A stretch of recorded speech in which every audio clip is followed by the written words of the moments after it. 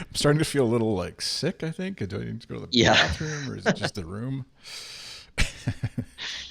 All right. Hello and welcome to 25 Cents, an Apple Arcade podcast. I'm Chris.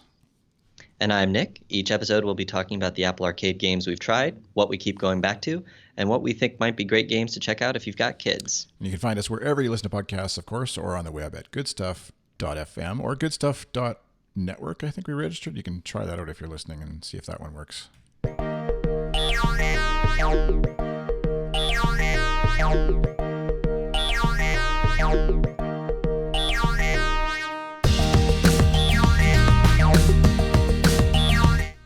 I noticed we both did the customary coffee drink. I don't know if you're drinking coffee. It looked like maybe coffee, but during the it is music, indeed coffee. take the opportunity to quickly wet your whistle, as it were. How are you doing? I'm good. How was your break? Very good. Well, good in getting some break. Got out of the city for a bit. Did some hanging out with the kids and wintry stuff. I'll just confess this right off the top, though, Nick, that I literally, as we were set up to, you messaged me a couple days ago to set up the recording. I still had not, and I still haven't. I just decided I'm just going to go cold turkey. I didn't actually even install the game, so I'm like the worst podcast co-host, video game podcast co-host. Was it penalty box? That's the hockey thing, Yeah. right? Yeah, we'll have to. Where's my I had like a soundboard set. I need like the Right, or a hat of shame. Yeah. We can. Yeah. No, it's that. There we go. Yeah, it wasn't even Switch. It was like, I mean, Switch was certainly the thing. We were up at a cabin and, we brought that along. We thought we'd try that out, but that was certainly part of it. But like, I as we'll get into in the, like, what are you still playing? I did play a lot of like Grindstone actually. And for whatever reason, it was just like, I think I disconnected. It was probably healthy in the end. I disconnected from work, from everything basically, and completely blanked even on going to install the free game.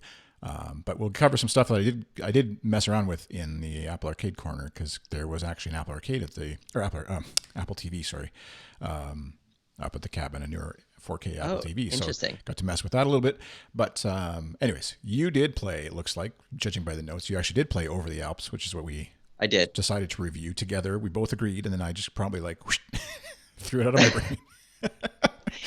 So. Well, yeah, I mean, the school break last week, I had a slightly weird schedule, but took a longer weekend, and we did some outdoor time. Not exactly wintry here in Seattle, but It's all relative. I did find some time I forget if a little bit on the bus and a little bit before bedtime to fit in some Over the Alps.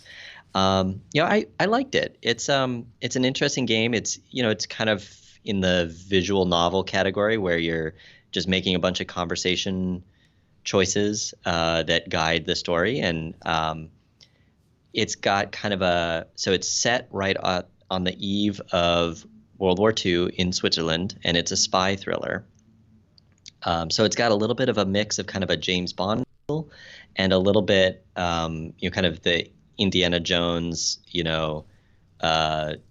German femme fatale. Is she With you or Nazi or not? Right.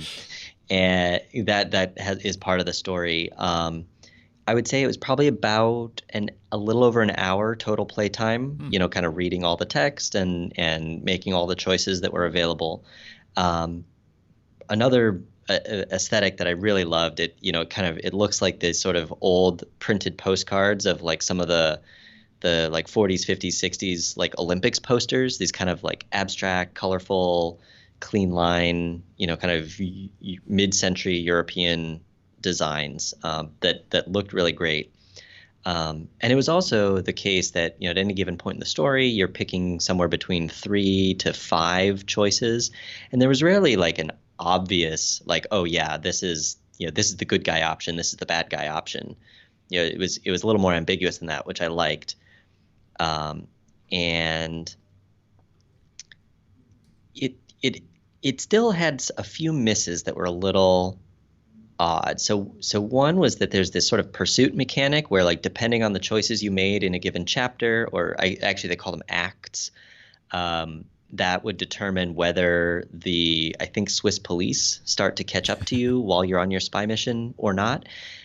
but it wasn't really clear like how them getting closer or farther to me actually affected anything.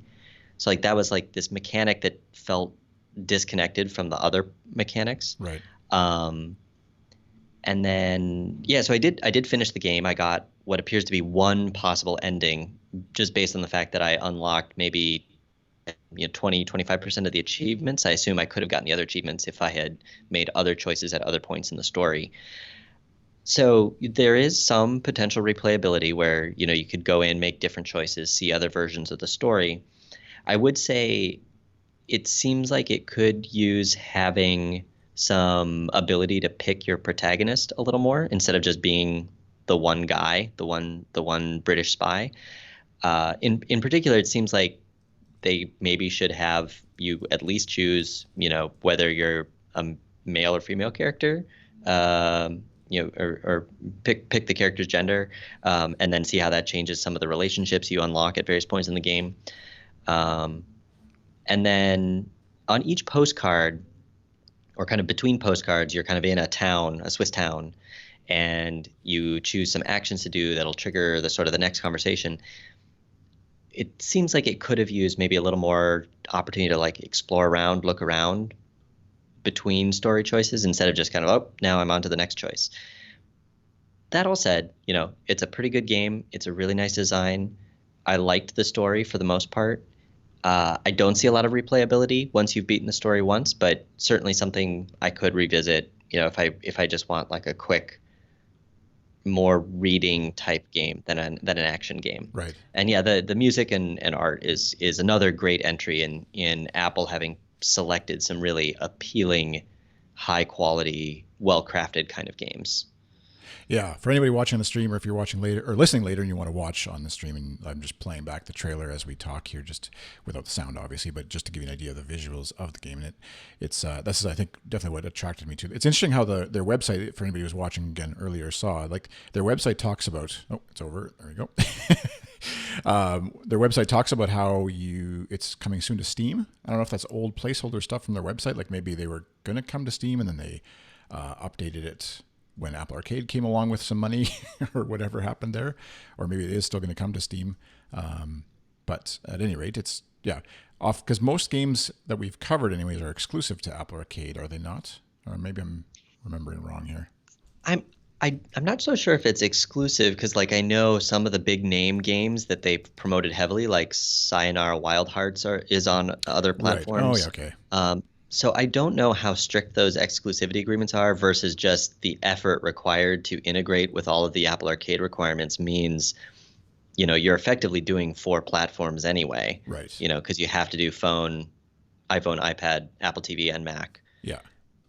That you don't have time to actually make it on other platforms. But presumably some of the game engines kind of let you, create these things pretty quickly. Yeah. Duplicate resources and things like that, so you're not starting Exactly from scratch every time you put it on a new platform. So, at any rate, that sounds like a fun game, though. Like we still haven't ever come up with like our ratings out of whatever our 25-cent. Is it worth $1 worth of quarters? I don't know, 3 quarters worth or something. Game and a haircut, 2 bits. Exactly. Which is kind of funny because again, the mechanics of the Apple Arcade being that. Obviously, it doesn't cost anything to download. If you're already in the Apple Arcade subscription plan, then who cares? You just try the game, obviously. But in terms of playability and interest, it sounds at least worth trying out if that kind of game appeals to you. And visually, it looks really good. Again, like you said. So I'm sad I didn't play it, but I can still play it. I guess it's like as life goes on. Yeah, and I think like with a lot of these games, the time investment isn't huge. You can really experience a lot of the game, in a couple of short sessions. Yeah, what did you said like an hour? You thought? Yeah, so I think Total I played maybe? it over three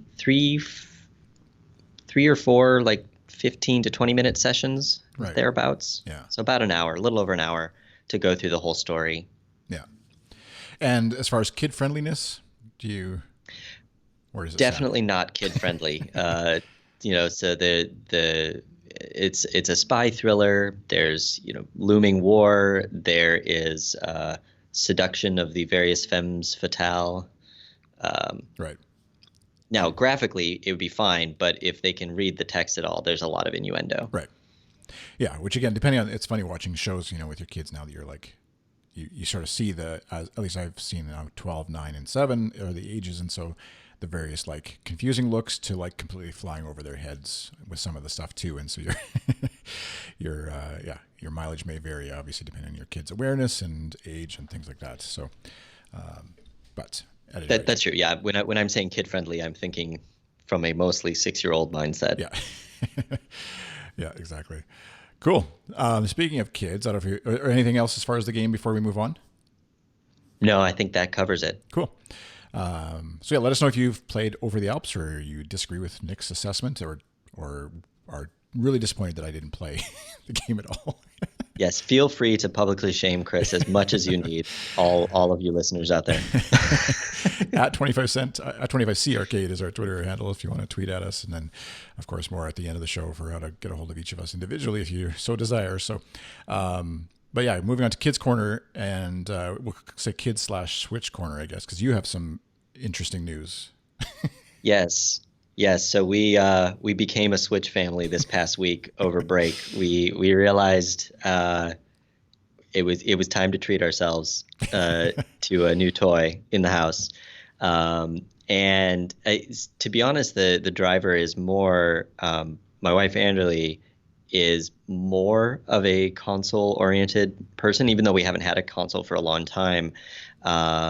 In particular, Sonic Mania was a big part of what sold her Oh, on the really? possibility. And we'd been looking at some of the Mario games like Mario Kart and so forth. But a new Sonic game in the style of the classic Genesis games, the 2D ones that she grew up with her older siblings, was I think what kind of put us over the edge.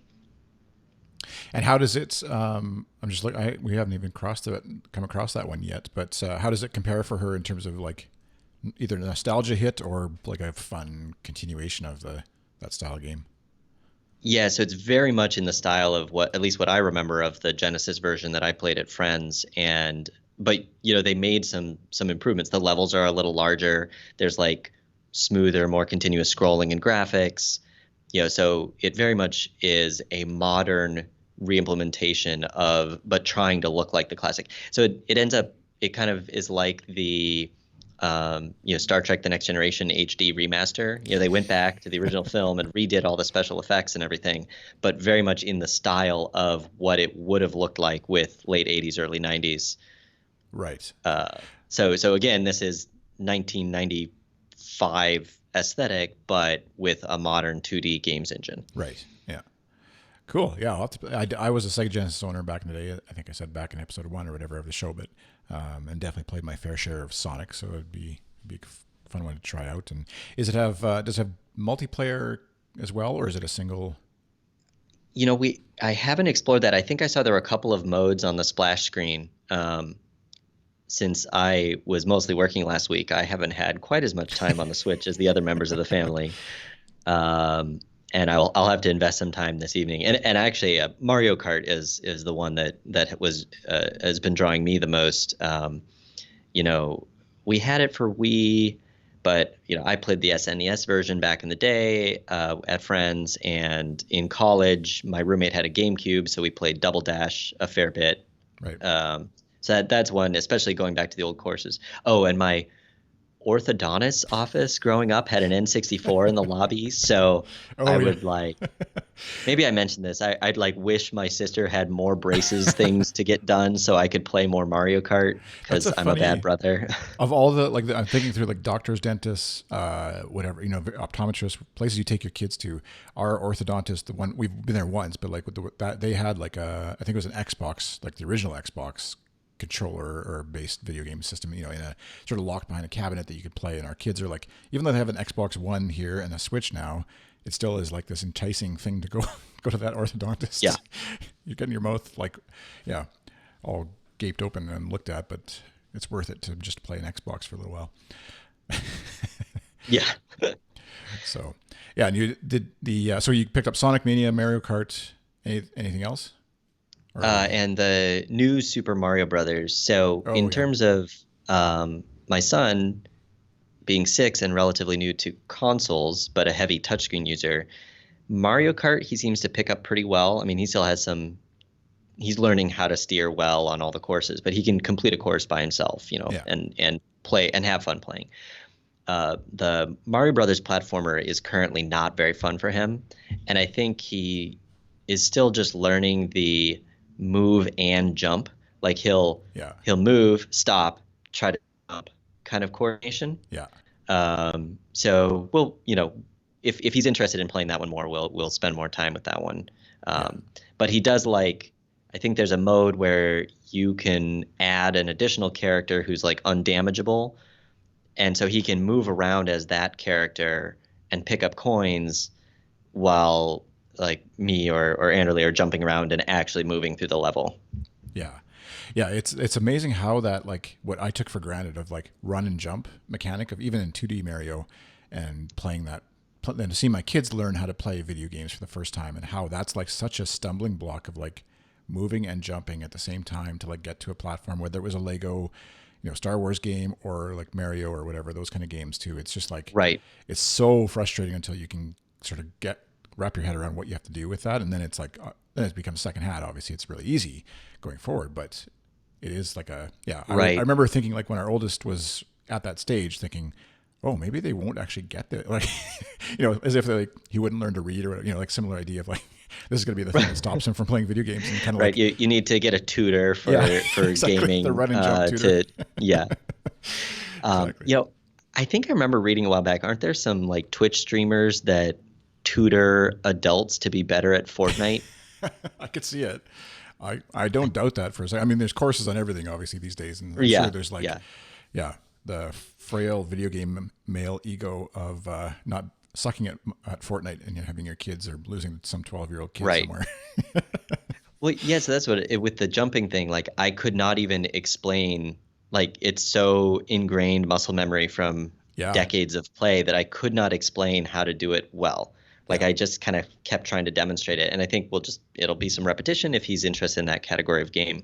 Yeah. Did you get And that the? probably holds for oh, sorry. I was gonna say, did you get the? I forget how you get this. Like, you have to have the Nintendo Switch online membership, and then you can download the old like NES, Super NES console kind of emulator.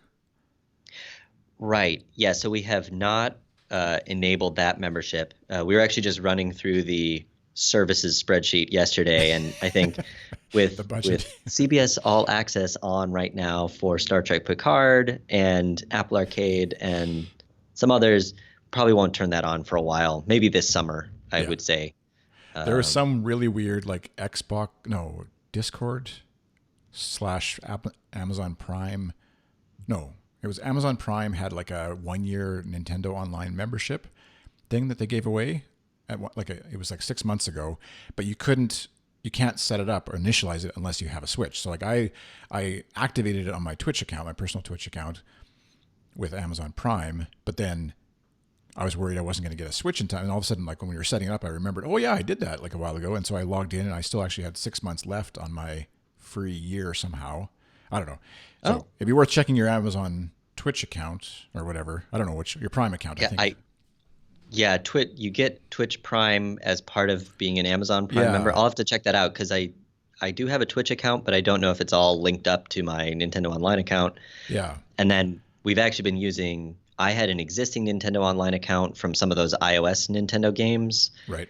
But for the purchases on the Switch, we've been making Anderley's account the primary. Anyway. Yeah, it's actually, it's confusing again, like all family accounts are with video game consoles, is like nobody actually has family when they set these things up. But like the Switch one, whichever account it's under, so mine is the one that has the Nintendo Online membership, and you either buy a personal Nintendo Switch Online thing, or it's a family pack for 5 or whatever accounts on the Switch. And only if that account is logged in and playing, which there's no password, so anybody can just pick your account or whichever account has the membership. But only that one is allowed to use all the benefits of it. Whereas like on an Xbox, you buy Xbox Live and it covers, you can share it with other users of your Xbox, so like your family members. And so, yeah, it's messes us up sometimes because that's where you get the online play. But Fortnite, for example, is covered for free because it's Fortnite. And so anybody can play that online. You don't need to have a Nintendo Online membership to do that, but like all the Nintendo emulators, NES, etc., are all have to have a Nintendo membership. So if my kids want to play like Super Mario Brothers 2, this is all a long-winded way of saying. I was remembering how Super Mario Brothers, the original game for NES, the first level is basically like teaching you how to run and jump, like doing that mechanic. Otherwise, you basically die every time the Koopa Trooper comes along, and Right. and it's kind of like just you have to learn by fire, and so that's where a lot of us kind of have that from, I guess, originally. And it is a cool nostalgia hit for anybody who played NES, Super NES, whatever level, wherever you joined in. There's just this whole library of games that are included with the Nintendo Online subscription that are worth checking out, just even if you do it for like a month or two, and then you can keep it going or not, I guess. But yeah, so I think we've gone probably really long on the Nintendo Switch at this point. It's no longer a corner now; it's half the room. Yeah, exactly. We're really just like putting down a dividing wall between Apple Arcade and Switch here. Oops. I don't expect we'll keep adding new games every week to our Switch library. No, yeah, it's expensive. Like that's what's still amazing. Like the Switch is still, they haven't really dropped the price. The games are still $80, like, and the games are tiny. Like, I don't know, you've seen now, Yes. like the little cartridge. So we just actually picked up a carrying case that has like the slots and our kids opened up the box and they're like, there's slots for 20 games in here. Like as if now we can get 20 games. It's like, no, we're good with the library. Nope. Yeah. But we did actually pick up, so I got my first digital download one. We picked up Minecraft. So I was joking and tweeted like how we're now a 3 Minecraft family, or 3 platform Minecraft family. We have the like Windows Mac version plus the Xbox version, now Switch. Because it is just one of those games that if your family's into that anyways, that kind of game, it's nice to have it everywhere because all 3 kids, in our case, and me included, can just hop on, play, and enjoy it and have fun. And there's no like, because there's a lot of games on Nintendo Switch where it says it's multiplayer, but then actually what it is one person on this, each person has to have their own Switch, let's say, and that'll still be like a 1 to 4 player game. Or even with Minecraft, each person has to have 2 Joy-Cons in order to play, if it's on a screen or whatever. And so you are limited to like, each Joy-Con set is like a $70 to $80 Canadian anyways. It's not cheap for a set of Joy-Cons. So Right. it does add up over a while to be able to play these stupid things. Well, that reminds me to briefly pivot back to Apple Arcade. Is some of the multiplayer functionality is a little strange. For example, I briefly tried the Super Mega Mini game on the family iPad, and you can't do multiple players locally. You have to do it as like local Wi-Fi play across multiple devices. Oh yeah. So it limits. Yeah, that's where Super Mega Mini Party, that one. Or yeah, Mini Party, that one. Yeah. It's still it's frustrating because, and it's, I know, like I empathize with the video game publishers, I guess, or Switch themselves or whatever. How do you because there's so many ways you can play with the thing, like if it's hooked up to a TV, if it's tabletop, if it's handheld, and then how do you differentiate? And they do a decent job with all the icons on the back of a game as to how multiplayer it is or whatever, and which modes are multiplayer and stuff like that. But yeah, there was another one we were looking at. Splatoon, I think, is the other one that's a really fun Switch only game, and where you're running around painting the world in your color versus another team. And like, it's a fun kind of like competitive game that's very like low violence, really. Even though you are kind of like killing each other with paint, but it is only multiplayer online. I think we figured out because we couldn't get away to anyways, you kind of like, luckily we're not buying the games. We're just borrowing them from the library and then finding out the hard way, I guess, that no, not all 3 kids are going to play this now. They have to like fight over who gets to play when and stuff like that. So, but I digress. But out of Switch corner into Apple TV corner briefly. There's so you played with one on your trip? Yeah, so I'd forgotten my parents' cabin has the 4K Apple TV they picked up when they moved in or whatever, and so we were just kind of investigating it. It actually has decent like multi-account, so my brother-in-law's account was in there, but I could add my account to it. Much nicer than the old Apple TVs that I remember, anyways, for managing multiple accounts on one Apple TV, and then you can choose whether you're sharing some of that stuff with each account or if it's locked to your account. But then I investigated, I signed into my account and then turned on Apple Arcade on my account on the Apple TV. And just the only game we tried was Mini Metro. Because understandably we're at a cabin, we're supposed to be like out in the woods, not really worrying about TV and screen time. But it was also -40 outside and I needed to get some work done. So I digress. But so the Mini Metro is what we tried, and one interesting side note, I guess, is that I downloaded or played it on the Apple TV, and then I went back to my phone later, and Mini Metro was already installed on my phone. Like I hadn't done it automatically; it did it automatically. I hadn't chosen anything to install it on my phone. But none of the other games that I've played on my phone were automatically on the Apple TV. I guess maybe understandably, just because there's less space on an Apple TV. I don't know how they measure when and how to do that for you, but it was kind of like because Yeah, I know there's some settings for like pre-Apple Arcade, the way your purchases would auto download on different devices or not. Yeah, yeah. So maybe there's some setting on the app. I didn't spend too long investigating it. So Right. it was funny watching like kids try to play. So Mini Metro is the game where you're like trying to like draw roads essentially from a car's garage to their business or work or whatever, and kind of like dealing with different colored roads that have to line up and things like that. And so they're playing it with the Apple TV remote itself, actually, which is an exercise in a bit of frustration. That Yeah, it's it not the seems like best a way. very touch native game. You mean Mini Motorways? They're sort of their sequel to Mini Metro? Yes, sorry, yeah, Mini Metro Yeah, Motorway maybe is what it's called. I forget what. Yeah, yeah. yeah, not because the original one was like trains. Trains. Yeah, Yeah. so Also a fun. yeah, Yeah. very fun game on whatever platform you can find it on. But like, and it's hard to know because like my oldest was playing it, and the middle one also tried it, and it's kind of like it's also just new and fun to play it. It's a game they hadn't seen before, and so anything I could have thrown Tetris or Pac-Man up, and they would have loved it too. Like it's just kind of like something new and different. But yeah, I definitely wouldn't want to be playing too long on with the Apple TV remote for any amount of whether it's a touchscreen game or even like just picking menu items and stuff. It's just a very like it's touch Right. sensitive and very sensitive controller, and you can very easily hit the wrong button. All of a sudden, you're back at the menu, and you didn't mean to actually go back and things like that. So, but it did make me want to play Mini Motor Metro, whatever it is. Try that out. Yeah, I should go back to that one. I haven't touched it in a while. But the interface for sure on Apple TV, like the 4K Apple TV, is beautiful for navigating games, picking games, downloading them, and it was like it's a very slow Wi-Fi connection we had or internet connection with Wi-Fi up there, and downloaded pretty quickly and was playing, without a lot of hassle. And I'm pretty sure it was just a 32 gig model Apple TV for whatever that's worth. So, but yeah, rumors point to now brand new models now. Apple TV Gen X is the new listing that apparently in Target, anyways, that Mac Rumors is pointing to. New Apple TV, new iPod Touch, and Apple Series X bands. But the Apple TV and iPod Touch are, I guess, of interest to this show, anyways, where Right. it seems like that would be the smart thing for Apple to release is like some sort of like iPod Touch / Apple TV with a year free Apple Arcade or something like that. And it's just like, here you go. Here's your arcade games for for a Right. year. Some kind of console bundle. Yeah. Yeah, I think at this point I don't expect them to release a first party controller, especially since they announced support for various other controllers, but I'm surprised they don't have a version where it's like the Apple TV and a remote and a controller all in one box, you know. Yeah.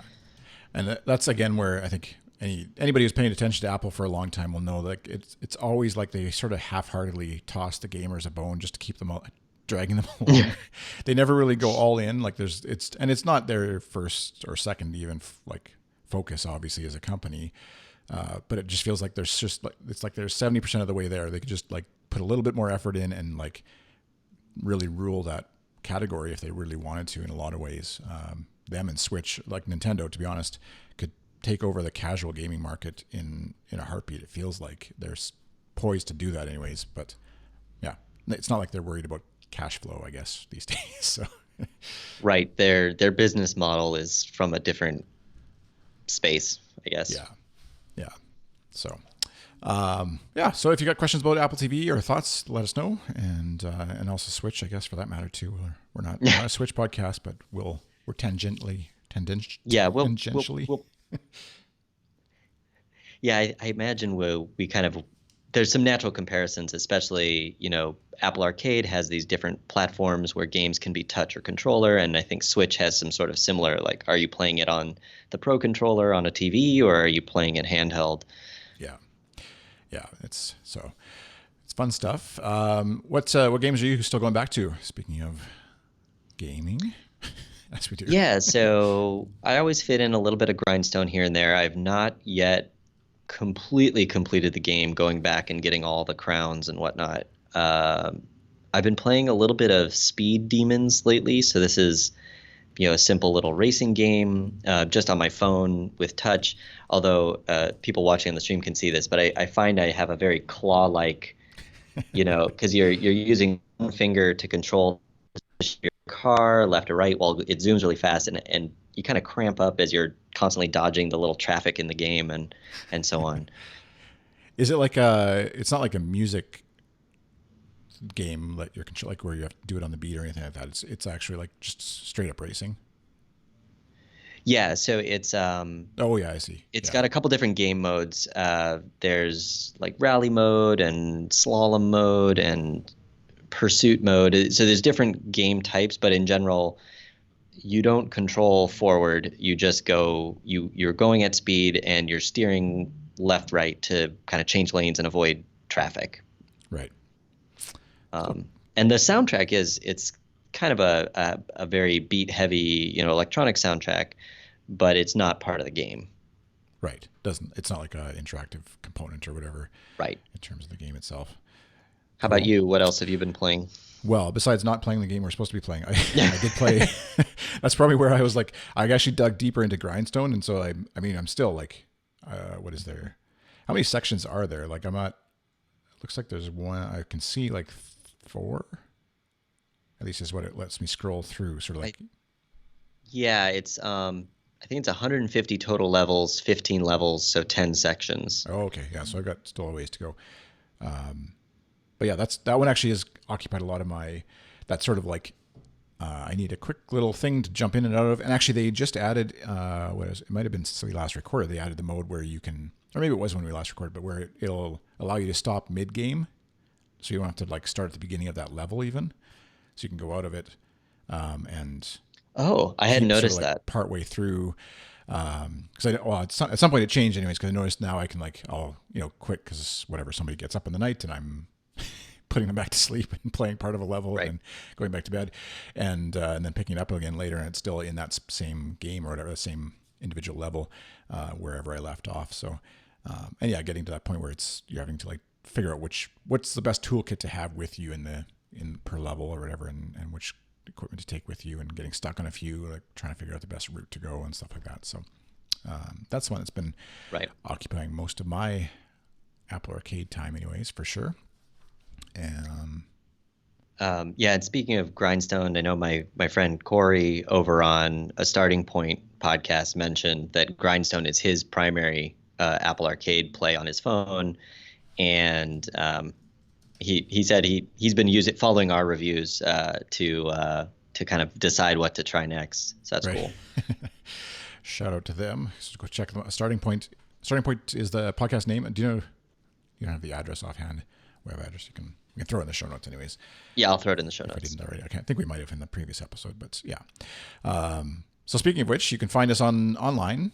Twitter.com/25C Arcade is our Twitter handle. And then what are we going to play for next episode? Well, you mentioned you're on another trip soon, right? Yeah. So, which will either be really successful or really horrible, depending on, I guess, judging by my experiences so far with Apple Arcade. So we And talked trips. Mutas. doing what, Mutazioni, Yeah. and go from Switzerland to Italy, I guess. I don't know. As another story game.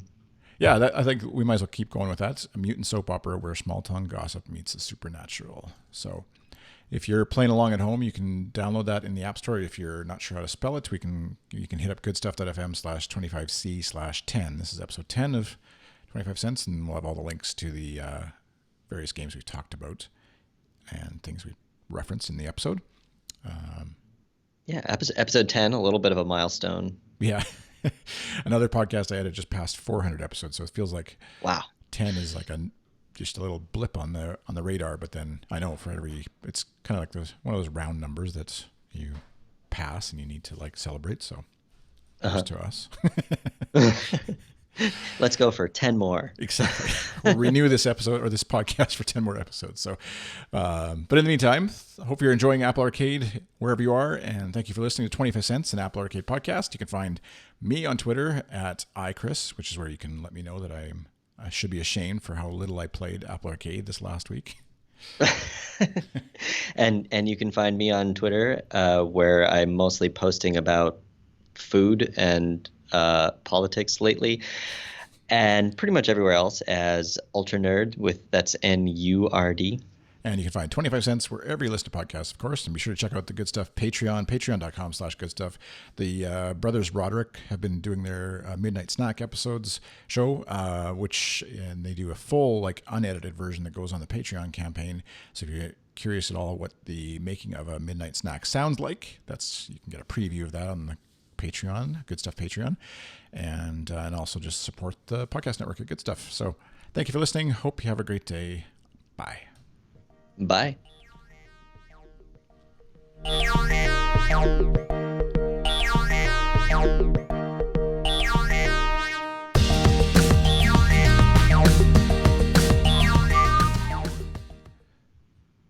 There. Cool. What was I trying to find? There was something I was trying to find. Oh, yeah, right. The starting point. Oh, yeah, sorry. I should have had that handy. Oh, no, it's okay. I'm never sure. Like, yeah, I go back and forth on, like, some of the more popular shows I do. They literally put almost nothing. If I didn't go do it, they actually want almost nothing in the show notes in terms of links and things like that. It's kind of like the indie folks like us who are like love the idea of show notes and linkages. All right, shoutengine.com/starting point. Yeah, they don't have their own. Oh, gotcha. Is that like That's a podcast right. hosting thing? Shout Engine. I think so, yeah. Man, there's so many of them now. Yeah, when I went to PodCon last year, there were like 4 or 5 different startups that all do, kind of varying levels of hosting and even like somewhat automated production and like, Yeah. group multi-party online recording and all that stuff. Yeah. And it's funny because they're all, like, I was listening to my friend Justin's podcast while editing it, but so many of the stuff is all built on, well, like AWS or various, like, they're all built in the same stack, and it's kind of just like a fancier or not dressing on top of the tech to make it look one way or another. And it feels like, I don't know. I mean, obviously, just like with web hosting, there's lots of room for many different types of web hosts out there, and Right. everybody's still doing fine that way. But yeah, it's just hard to know what's part of the bubble and what's part of, like, what's actually going to stick around for a few years here. Yeah, I actually got some email from Heroku like reminding me to migrate some old thing I had turned off there a long time ago to like a newer version of their stack, or it would stop working. I don't even, it was something I used like 3-4 years ago. Yeah. All right.